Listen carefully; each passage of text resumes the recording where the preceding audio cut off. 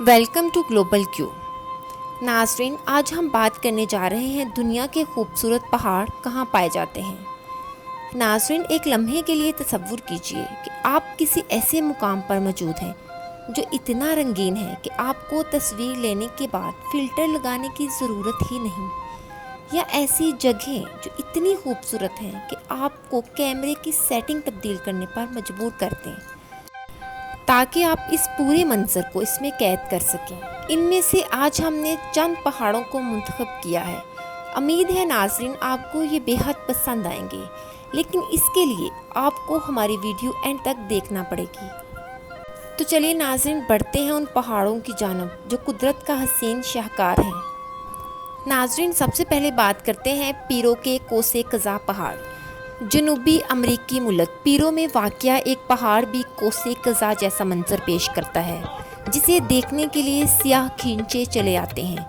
اسے ست رنگی پہاڑ بھی کہا جاتا ہے۔ یہ خوبصورت سلسلہ کسکو کے قریب واقع ہے اور حال ہی میں دنیا بھر کے سیاحوں کی توجہ کا مرکز بنا ہے۔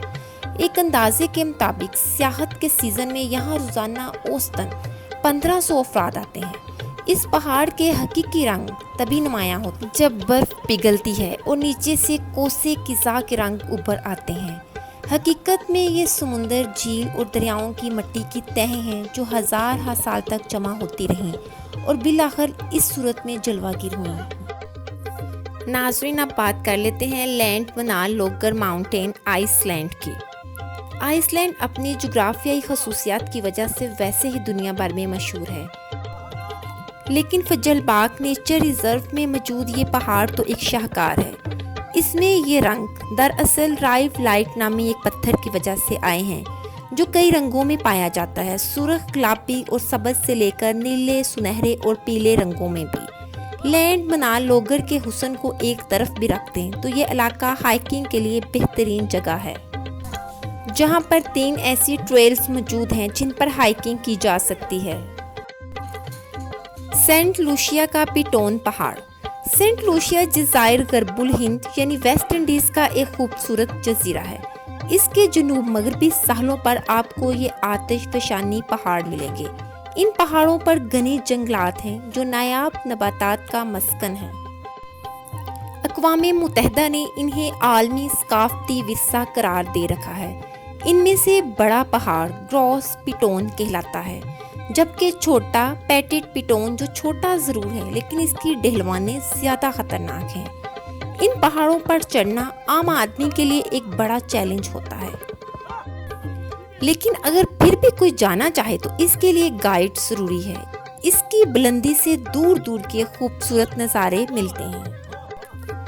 تو چلیے ناظرین، بات کر لیتے ہیں اگلے پہاڑ کی، ایریزونا کا ورمن کلیف نیشنل مونومنٹ۔ امریکی ریاستوں ایریزونا اور یوٹا کی سرحد کے قریب واقع یہ قومی یادگار ہے۔ اس کا رقبہ 2,80,000 ایکڑ ہے۔ یہاں آ کر ایسا گمان ہوتا ہے جیسے آپ کسی دوسرے سیارے پر آ گئے ہوں۔ اونچی چٹانیں، گہری کھائیاں اور اس علاقے میں کئی مقامات کی رنگا رنگ بناوٹ آپ کی منتظر ہے۔ یہاں کچھ علاقے ایسے بھی ہیں جہاں جانے کے لیے آپ کو خصوصی اجازت نامے کی ضرورت ہوگی۔ اب بات کرتے ہیں نیشنل جیو پارک چین کی۔ شمال مغربی چین کے صوبہ گانسو میں چلیان پہاڑوں کے دامن میں موجود یہ نیشنل پارک بھی عالمی ثقافتی ورثہ ہے اور چین کے خوبصورت ترین قدرتی عجائب میں سے ایک ہے۔ پہلی نظر میں تو ایسا لگتا ہے کہ کسی مصور نے کوئی فن پارہ تخلیق کرنے کے لیے بہت ہی احتیاط کے ساتھ رنگ سجائے ہیں۔ 200 میل پر پھیلے ان پہاڑوں کے رنگ زمانہ ہائے قدیم سے موجود ہیں اور یہ مختلف پتھروں کی باقیات ہیں جن میں لوہے کے زراعت اور دیگر معدنیات بھی شامل ہیں۔ سائنسدانوں کا کہنا ہے کہ جب ہندی اور یورشائی پلیٹیں آپس میں ٹکرائیں تو یہ علاقہ پہاڑی صورت اختیار کر گیا اور زیر زمین پتھر اور ریت ان رنگوں میں نمایاں ہو گئی۔ ناظرین، اب بڑھتے ہیں 14 رنگوں کے پہاڑ ارجنٹینا کی طرف۔ اس نام کا مطلب ہے 14 رنگوں کے پہاڑ یعنی ڈبل سترنگی۔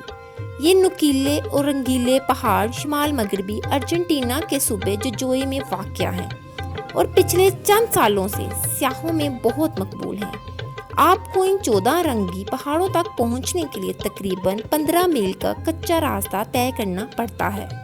یہاں 4530 میٹرز کی بلندی پر واقع مشاہدہ گاہ سے حسین نظارے دیکھنے کو ملتے ہیں۔ ناظرین، اب بات کر لیتے ہیں ایتھوپیا کے سیمین پہاڑی سلسلے کی۔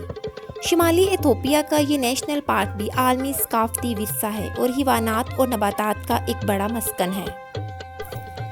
کھائیاں، نرم گھاس، گہری وادیاں اور بھرپور نباتات، یہاں سب کچھ موجود ہے۔